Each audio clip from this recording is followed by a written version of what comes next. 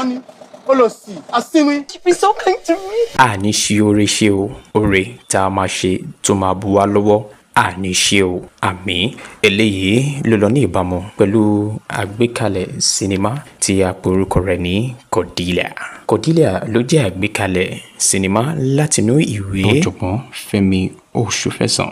Cordelia ni ó sọ bí ìgbésí ayé ẹnìkan tó jẹ́ ọ̀jọ̀gbọ́n ní ilé ẹ̀kọ́ gíga tó ṣe ìrànlọ́wọ́ fún ọmọ obìnrin tí ó jẹ́ ọ̀gá ọmọ ológun tó lọ́wọ́ sí ìwà ìdìtẹ̀gbàjọba èyí tí kò yọrí sí rere.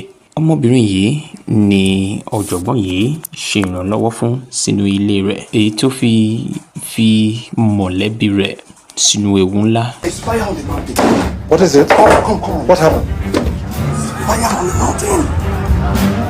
They've wrecked everything completely.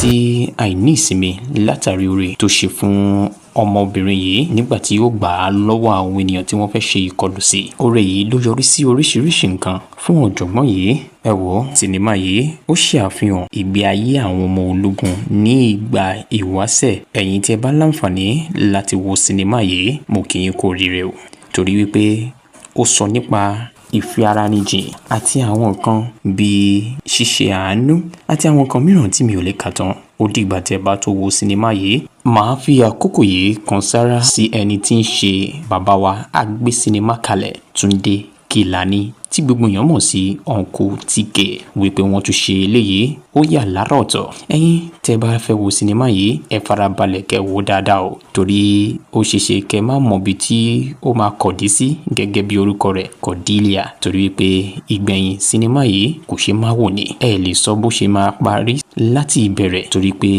ọ̀nà tó gbé yọ oríṣiríṣi ọ̀nà ni. Máa fẹ́ jẹ́ kẹ́ wo sinimá yìí kẹ́ sì rí wípé ẹ wò ó délẹ̀ kẹ́ lè rí ẹ̀kọ́ kan tàbí ìkejì dìmú níbẹ̀. Don't tell me you're in love with her.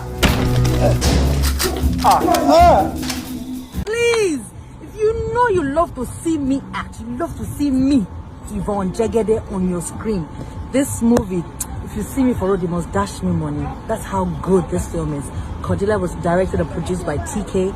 If you know TK Tunde Kilani, you know that this is no joke. We're not here to play. This is a beautiful film, well told, properly told, in details. So go and see Cordelia. I'm Cordelia Wesley Peters.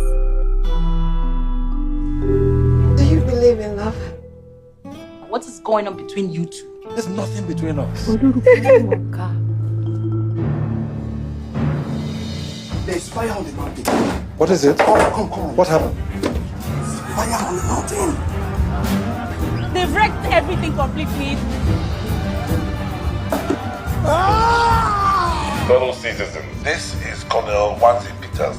I announce the successful ousting of General Matthias Kalarima.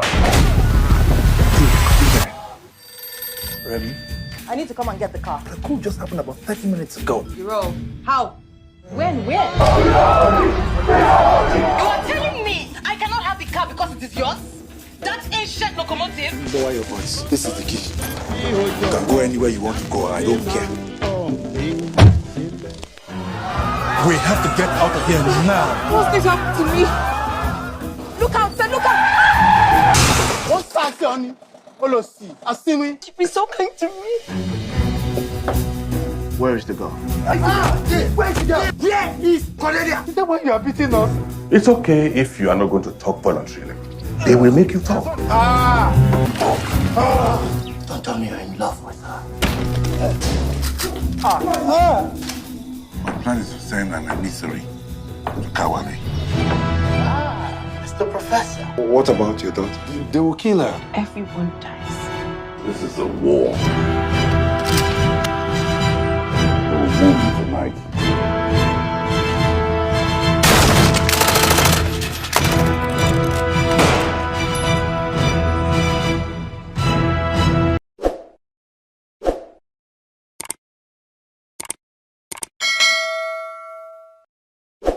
ọ̀tẹ̀ ló ń jẹ́ ìlú ń pè ọ́ kò sẹ́ni tí ò lórúkọ tiẹ̀ àti wípé ọmọ kì í gọ̀ títí sẹ́ẹ̀ kó gbàgbé orúkọ ara rẹ̀. ààfin tèmi ò nílò ìdánimọ̀ lọ́jà tó bá dọ́jà báyìí wọ́n á mọ̀ bó dọ́jà ni. èmi tí ń tòótọ́ Samuel Owóyẹmí fẹ́lẹ́fẹ́lẹ́ láyé lórúkọ mi fẹ́lẹ́ ní gbogbo èèyàn mọ̀ mí sí. èmi náà kọ́ Ọlọ́run ọba òkè ló fún mi ṣe ní gbogbo ìgbà.